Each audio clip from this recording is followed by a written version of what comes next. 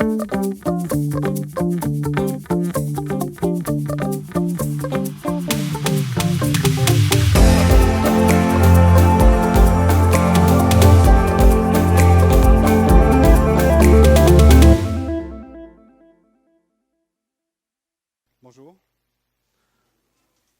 Je dis bonjour là, c'est bon.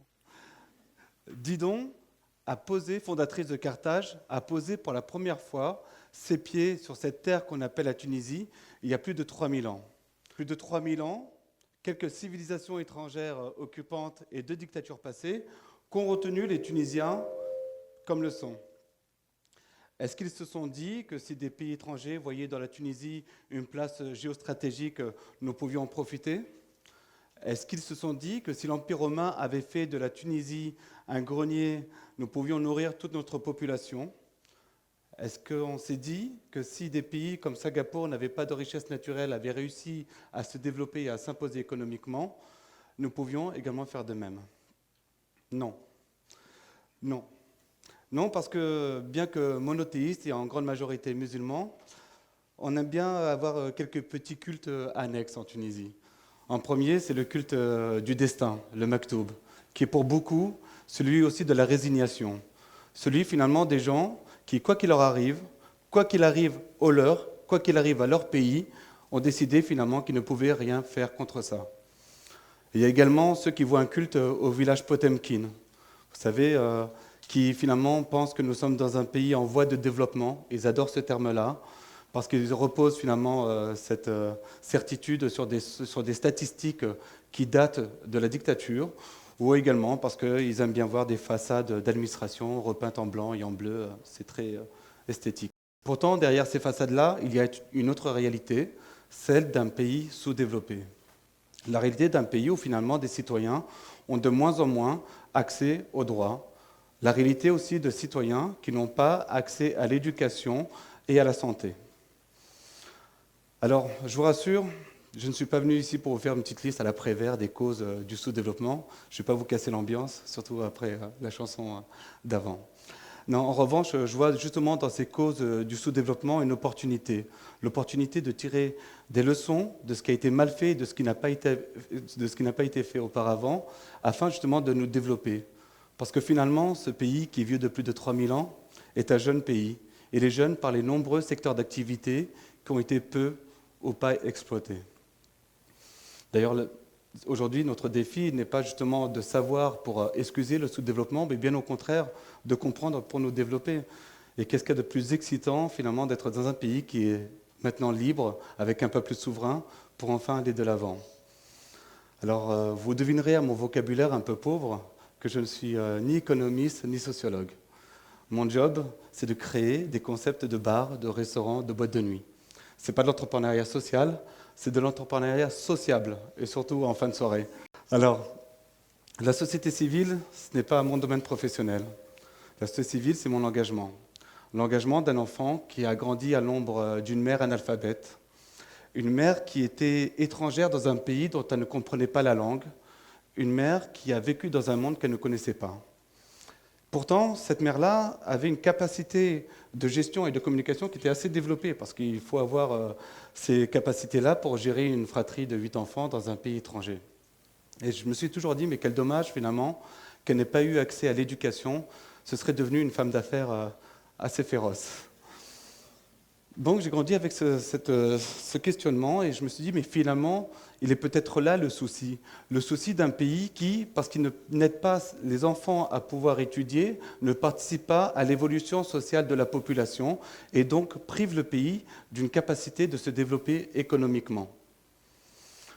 À partir de ce moment-là, la question est plutôt la réponse est devenue comme une évidence. Il fallait en Tunisie placer l'enfant au cœur du sujet de réflexion et placer surtout l'éducation au cœur des solutions.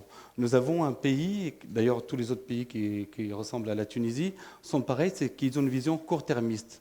C'est-à-dire qu'ils ignorent l'enfance, ils ne s'intéressent pas aux conditions de vie, d'éducation, à l'épanouissement des enfants, mais une fois qu'ils deviennent jeunes adultes, s'étonnent finalement que ces jeunes adultes ne soient pas de bons citoyens. Partant de cette évidence, Et en découvrant la réalité des internats, alors il faut savoir qu'en Tunisie, nous avons 339 internats qui accueillent plus de 150 000 élèves. Ces internats sont destinés aux populations très pauvres, c'est-à-dire aux parents qui n'arrivent pas à subvenir aux besoins quotidiens de leurs enfants, ou bien qui habitent dans des hameaux isolés. Donc, quand j'ai découvert ces internats, j'ai décidé finalement de sortir de ce que j'appelle le safari social. Parce qu'en Tunisie, dans les beaux quartiers et ailleurs, on aime bien finalement, quand il fait froid, etc., et réunir beaucoup de cartons alimentaires ou bien de vêtements usagés et de partir en province et d'aller prendre des photos avec la population locale et poster ça sur Facebook. C'est le safari social. Donc, je me suis dit, finalement, il n'y a aucune durabilité dans tout ça. Et on peut changer les choses, parce que la Tunisie a aussi un autre avantage, en plus que de celui d'être libre, c'est aussi de ne pas avoir de guerre actuellement. On n'en aura pas, Inch'Allah. Mais en tout cas, on peut finalement trouver des solutions. Alors l'idée était d'avoir justement une approche entrepreneuriale. Alors je vous rassure, je n'ai pas pensé à transformer les internats en boîte de nuit, mais je me suis dit, on peut créer de la richesse. Il y a beaucoup de toits. Il y a beaucoup de terrains, souvent autour des écoles. Donc l'idée, c'était d'utiliser les toits pour produire de l'énergie photovoltaïque et utiliser les terrains pour installer des potagers, des vergers, une serre florale. L'idée était donc de créer de la richesse au sein de l'internat pour améliorer le budget et permettre au directeur de l'internat donc d'améliorer les conditions de vie et d'études des élèves afin qu'on puisse enfin avoir des enfants qui sont plus épanouis et des élèves qui réussissent leurs études. L'amélioration du budget permet aujourd'hui de financer des clubs qui sont le club entrepreneuriat, le club culturel, le club robotique, le club informatique, le gender club qui traite de l'éducation sexuelle et de l'égalité. L'idée était finalement de pallier au manque de l'État. Parce qu'il faut reconnaître une chose, et d'ailleurs c'est quelque chose qui m'a frappé quand j'ai découvert ça. Figurez-vous qu'en Tunisie, le budget du ministère de l'Éducation permet d'entretenir toutes les écoles.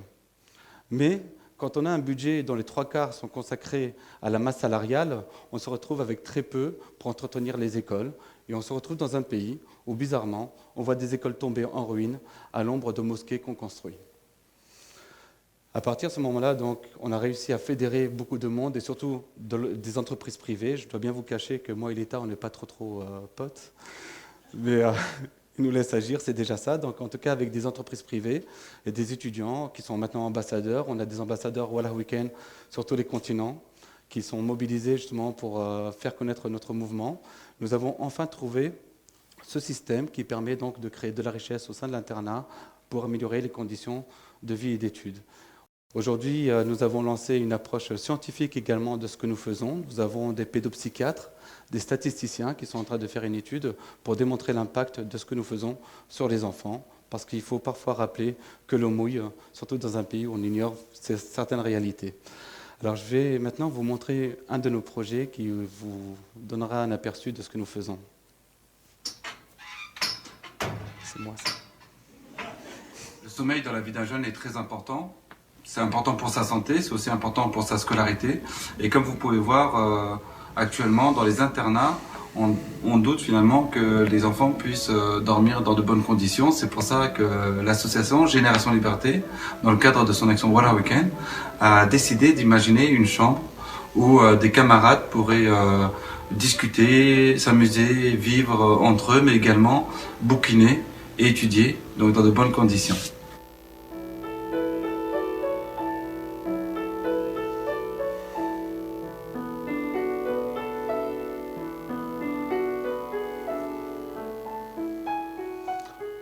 Voilà, ça c'est un des projets que nous avons. Vous aurez remarqué au début, les chambres, ce sont presque des cellules de prison, ce sont des lits métalliques rouillés qui n'ont rien d'humain.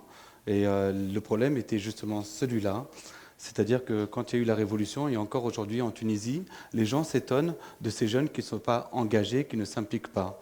Mais on a beau leur dire que finalement c'est tout à fait normal, parce que quand on ne permet pas à un enfant de grandir avec un cadre qui soit un peu plus humain, humaniste, avec certaines valeurs, on se retrouve forcément avec des jeunes qui ne croient pas dans l'engagement, qui ne croient pas dans le travail. Donc notre objectif aujourd'hui est de préparer la prochaine génération à écrire les premières pages d'une Tunisie qui est libre, avec un peuple souverain. Et en parlant d'histoire, j'aime bien terminer mes interventions avec l'histoire du colibri. J'imagine que beaucoup la connaissent.